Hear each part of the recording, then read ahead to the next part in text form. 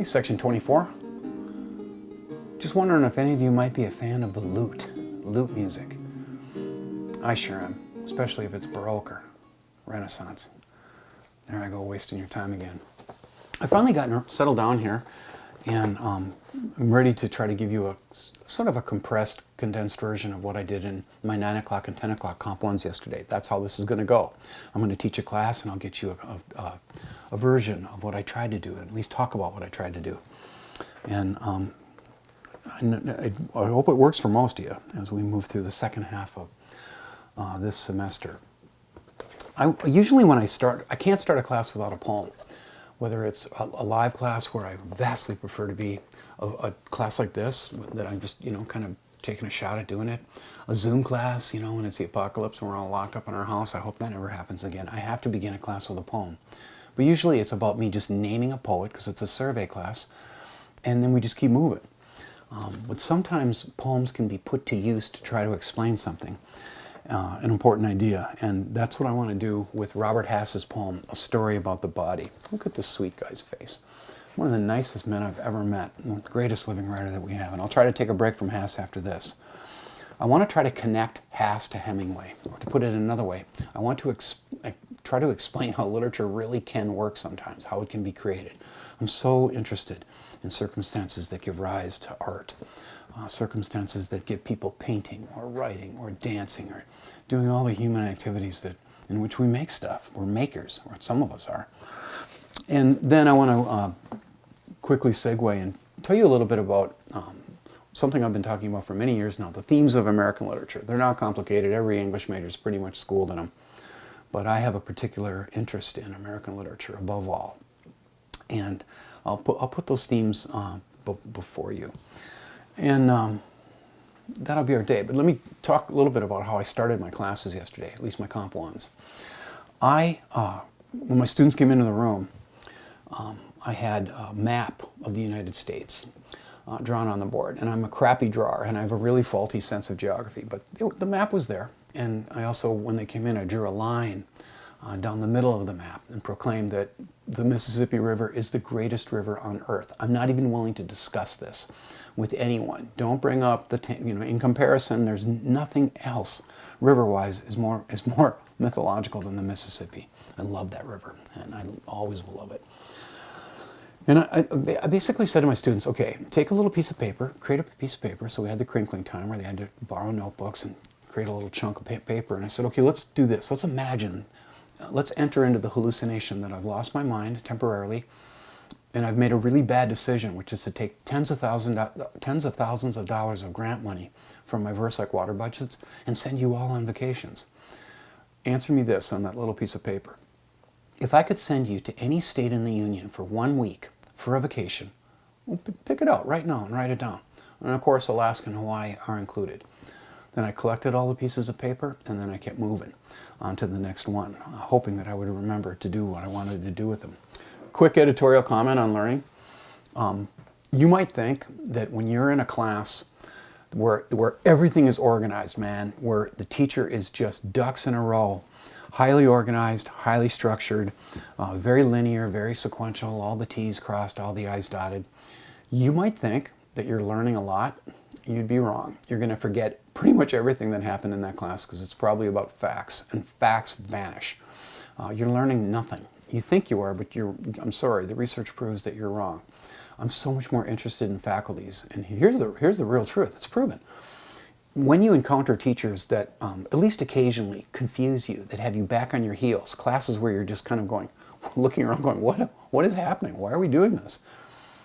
It all is proven that is where real learning happens, because your brain has to adapt and figure stuff out and make synaptic connections that it doesn't ordinarily when it's just being led through, the ducks in a row. Trust me. And so sometimes I like to approach an idea indirectly. Now, this poem that I want to make pretty much the first third of what I want to talk about today is rough. This one is I would call this a hard poem. And again, I want to read it. I want to talk about it. I got a story to tell about it, the most amazing story I've ever heard about a poem. And then I'll tell you a little something about how Hass and Hemingway operate as great American writers, even though they're over a century apart. Robert Hass, A story about the body. The young composer, working that summer at an artist colony, had watched her for a week.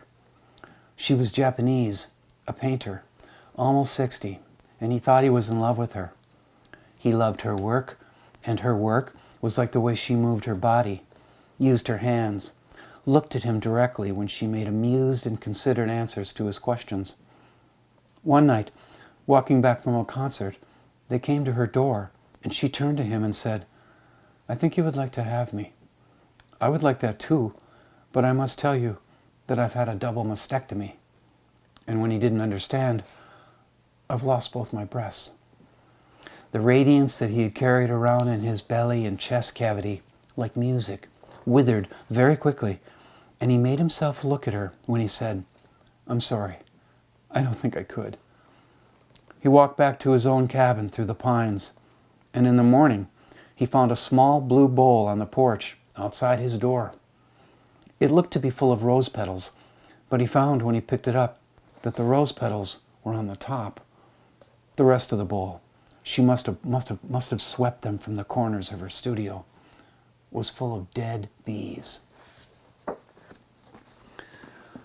Now, a long time ago, maybe 20 years, maybe not quite, the very day that my students were going to meet Robert Hass and hear him read at the Science Hall at St. John's University, the first time I met him too, I read this poem the day we were going to go see him. And the room was really stunned. And one guy said, one young student said, "Holy." And I didn't chide the student for swearing in class because we all felt like that. It was like, this is really something. That's intense. And so that night, we went to the reading. We went to hear the poetry reading of Robert Hass. And I remember this because my boys were little. That helps me mark time. The boys were just little guys. I started taking them to poetry readings when they were babies.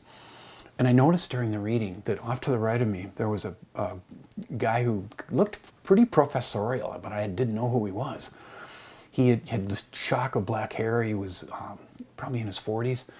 And he had a pile of Robert Hass books in his lap with him. And I suspected that he was some kind of teacher that I just hadn't met there yet. So we get to the end of the reading and Hass does the Q&A. And Robert Hass said, "Okay, I'll take one more question before the book signing.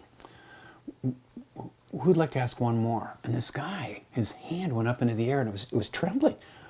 And he said, "Professor Hass, could you read a story about the body?" And Robert Hass took this very book and said, "Okay." And he read it, and you got section 24. It was like a curtain came down on the entire theater. And as I left, I got to meet Hass, and I said, "I can't wait till you come to my classroom tomorrow," etc. And as I headed up the aisle with my little boys who were golden tired, this guy was standing there. And I said to him, "Thank you for asking him to read that poem." And he got really down, and he said, "You know what? I should not have done that. It wrecked the whole evening." I said, "It didn't. It didn't. We can handle it." And then I said to him, "Doesn't that seem real? Doesn't it seem like that poem really happened? I've been trying to figure that poem out for 2 weeks." And he said, "I've been trying to figure out this poem for 2 years." I said, "Go down and ask him. Go down and talk to him about it. He's a complete sweetheart." And the guy was looking down the aisle and he said, "I don't know if I can." So I leave. Next day I get back to my old ancestral office doing tea with my entourage's phone rings, and it's this guy who wasn't a professor, by the way. He was an engineer who was also a poetry fan. He'd come all the way up from the cities to see Hass read. His name was John. I said, "John, it's so good to hear from you. Did you talk to Robert Hass about a story about the body?" He said, "No, I didn't. Could you ask him about it for me and call me back?" I said, "Heck yeah." So I wrote down his number and I told my students this story. Told all my students this story, small high school, St. John's Prep. And then later I told a friend of mine who was an administrator back then and who was going to come to the reading, an English major that went to the dark side. I said to my friend Carl, I told him the whole story. He's like, "That's a stupid effing question. Don't ask him that question. That's stupid. Why would you ask him someone else's question? Ask him your own." So I'm like, okay, and I was kind of torn. Hass comes, the room gives him this standing ovation. He came in and he was just so Californian. Those kids just fell in love with him the night before. Hass starts floating around the room and he says, "Okay, let's not even read poems today. Let's just talk. Do you have any questions?" And every kid in that room just turned their head at me, and so did Carl Schleter. He had his arms crossed and he was looking angry. And I said, "Robert Hass, I've got an angry friend here who doesn't think I should ask you this question, but I gotta. a story about the body. Did that happen? Hass came over and gave me this little hug, and he said, you know what, that's a legitimate question to ask artists. Did their art come out of the real, out of the, or out of the apocryphal? Is it something that they just purely imagine? Here's what Hass told us. He told us that there was a period in his life, and this would be a really good exercise for any of us, including me. He told himself that for a period of weeks, he would not allow himself to write anything during the day, but in the evening, he would write one clear paragraph only about something important that had happened to him during the day, but only one. This reminds me of Jim Brandenburg, the famous Minnesota photographer who once went up to Ely for a summer and told himself, I will only allow myself one photograph per day. And holy cow, did a beautiful book come out of that. So Hass told my students that that day he had had dinner with a dear friend of his, and he had heard this story about this artist. He writes it. He sends it to Robert Pinsky, who I wanted to host a year ago, but he canceled on me because his wife got nervous about COVID. He was supposed to come in October. Pinsky loves the poem. He says, can I put it in my magazine, New Republic? Hass is like, heck yeah, publish that. 2 months later, Hass told us, he got a furious letter from a woman in Chicago who just let him have it. She was like, I have no idea how you found out about that story about my friend and the bowl and the bees and so forth, and being jilted from lovemaking because she had lost her breasts. But I thank God in heaven that she died in hospice before you could humiliate her in front of the entire country. And Hass was all like, well, what are you talking about? And he wrote her a very carefully worded letter and said, I didn't write that to shame your friend. Here's the deal. I heard the story. I tried to change a few details to make it mine. And I really wrote it to honor your friend. I thought I saw a certain strength in her in that story. 2 weeks later, he gets another letter from the woman from Chicago, which is in a little package. And he opens it up, and it's a new letter now. It's different. The woman is saying, you've got to forgive me. I believe you. I'm so wild with grief and sad about missing my friend that I just let you have it, and that was not fair. I apologize. I withdraw everything I said. Also in the package was a little blue bowl, because the woman was a potter. She was a ceramist. And then now Hass is really floating around the room, and he's saying, you know what? That's not the whole story. Hass told us then, a little while later, a few weeks later, he was reading in Dallas. And he also did a reading in Galveston, Texas. And he told us that both times there was a young poet there that was listening to the reading. And in the book signing line, this poet came to the front and said, look, I've come to 2 of your readings. I heard you read at Dallas, and now I'm hearing you read at Galveston. And both times you've taken a story about the body and just rubbed it into my face. And Hass looked at the guy and he realized what was going on. He said, are you the guy in the story? Are you the artist in the story? And the poet said, I am. So here's the deal. I kind of forgot to tell you that Ernest Hemingway, when he was, the real Ernest Hemingway, when he was injured, he ended up in a hospital after getting blown up in that ambulance, and he fell in love with a nurse who didn't love him back. Well, he wrote a novel about a guy who gets blown up in World War I who falls in love with a nurse, but that nurse loves him back. It was a working out of that romance. Hass and Hemingway take real-life people and pull them into their art, barely changing their names. And we're not able to have a conversation about it because I'm making a video, but I had to really ask myself, some students, some serious questions yesterday. What is the relationship between art and reality? Is an art that is purely imagined, a story, for instance, purely imagined, is that pure? Is that, integrity-wise, is that a superior work of art? Is someone who takes someone they meet and puts them into a story, is that some kind of cheating? My students had never really thought about that before, and they talked a little bit about it, especially in my 10 o'clock class, which is a little livelier. 9 o'clock class is coming along, though. And they really had to think about it. I didn't come up with any, I didn't have an answer for them. I've only got questions half the time. But you should know that The Old Man and the Sea is a story about a fisherman who latches onto a marlin that's way too big for him to get ashore. And guess what? Back in the 20s, late 20s, Hemingway met a Cuban fisherman in a bar in the Florida Keys who told him about a giant 2,200-pound marlin that he had latched onto that pulled him all around the Gulf of Mexico. And he just had to take that and turn it into a story. All right, that's part one. Part two. Keep moving. I don't prank students very often, but I had all those slips of paper and the decisions that they had made about the United States and where they would go. I've done this a really long time. And I picked out a couple of young men. I said, I actually asked them ahead of class as they were even coming in, do you gamble? Do you like to gamble? And they were like, why are you asking me that? Well, Cole Phelps found out why in the 10 o'clock class. I love that guy. I said to him, Cole Phelps, I got a buck that says that 75% of these slips name states that are west of the Mississippi. I got a buck. Are you on? Cole said he only had a 5, but I said I would make change. I took my dollar and put it on the desk, and I started doing the things. And I had a student make a chit on each side of the Mississippi, west or east. And with the 10 o'clock class, it was totally on. I mean, it was way over 75%. With my 9 o'clock class, only 2 people chose states east of the Mississippi. Almost all of the choices were Hawaii, Alaska, Portland. I want to go to Colorado. I want to go to Wyoming. I want to go to Montana. And I asked my students, why do you think this is? They had answers that were reasonable. Well, there's less people out there. It's newer part of the country. There's more elbow room. That's total Brainerd thinking. I get it. I half grew up in Brainerd. We're Minnesotans. We want more places that are like Minnesota. Well, what I had to explain to them is basically something important. The West is the biggest direction of them all, and it is one of the central themes of American literature. It's everywhere. And you're definitely going to see it, particularly when we get to S. Scott Fitzgerald's The Great Gatsby. Although it is in Hemingway, it is in Faulkner, it is in Thornton Wilder. It's everywhere. The West is the biggest direction of them all. For centuries, probably starting around 5th century Athens, there has been an intellectual movement from the East to the West, up out of Greece and Italy, across Europe, across the United States and Canada. And my artistic and intellectual orientation is utterly Western. And the West is trying to destroy itself right now out of self-loathing. And it's completely heartbreaking to me. This is a big idea, and it's really, really important. And I won't take it much further than that, but I do want to let you know that as we moved across this country, yes, killing largely with disease 150 million indigenous people who were leading creative, productive lives when we got here.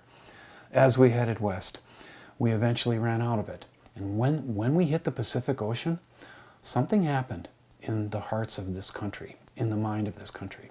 Something, excuse me, I bet that's loud in my lavalier mic, sorry. Something heartbreaking happened to us because there was no more frontier to go to. That was it. And I don't know if it happened to a lot of guys, but some of those dudes, some of those stout-hearted dudes with matted hair that led those wagon trains across the United States, some of them, when they saw the Pacific Ocean and saw that there was nowhere further to go, they shot themselves. Some of them took their own lives. They couldn't handle it. And I think about this a lot. Some people think that when we ran out of frontier, we began to exhaust the subject matter for art in this country. And that is us. We are the subject of this class, of art. Kind of in the same way that you're the subject of this classroom. This class. The real subject of this class is you. Your imagination, your creativity, your humanity, and what you can do with it, with the life you've been given. That's the real subject of most of my classes. Then I had another sight gag for him as I moved towards closing here. I had yesterday stolen a little thing with a handle on it that was half full of sugar. I stole it from the kitchen in the library. Stole it fair and square, promising the personnel behind the library that I would bring it back. I'm doing crap like that all the time. I love having an office in the library. It's where all the books are and all the light. So I took this and I put it in front of a student named Bo, who's kind of one of my co-pilots. That's what I call the students who sit real close to me. She knew what I was up to right away. I said, Bo, is this half full or half empty? She said instantly, half full. Well, it's a bit of a dualism, but she knew what I was moving towards in terms of inquiry. I wanted my students to think for a little while about whether they were tilting towards the romantic view of the world. And I don't mean hallmarky, all lovey-dovey kind of romance. I mean optimistic. I mean hopeful. I mean the life of a dreamer. Or are you pragmatic? Are you realistic? And we can't have the conversations because I'm making a video again. But I asked my students, who do you think goes through life more happy? The realistic, the pragmatic person who sees the world as it is, or the dreamer who is always seeing a distance and a difference between the world that they live in and the world that they want to live in. And generally, they tilted towards the idea that the dreamer might be happier because they might be more hopeful. But I had to tell them something. In American literature, at least, the dreamer gets killed every time. The dreamer always gets it. And you're going to see that with The Great Gatsby. Sorry to be a spoiler alert. Maybe some of you know that novel. The dreamer gets it every time. The dreamer is always, always punished. I was thinking in this way because I needed to communicate to my students that American literature has had two large and very important periods. In fact, this is a planet-wide thing. There was a period of romantic art, romantic music, romantic literature, and romantic painting in America and Europe. And in America, it changed rather dramatically. On, for instance, April 12th, 1861. Prior to that, for decades across the 1700s and 1800s, we read stories in this country that were happy, where the hero was alive on the last page and got the girl or got what they wanted. And right with the Civil War, an unbelievably destructive war in which 550,000 American boys died, sometimes cousins shooting cousins. I cannot overestimate how that broke America's heart to smithereens. And 4 years later, when the dust settled and we tried to start it in on putting ourselves back together, and by the way, that project's not over.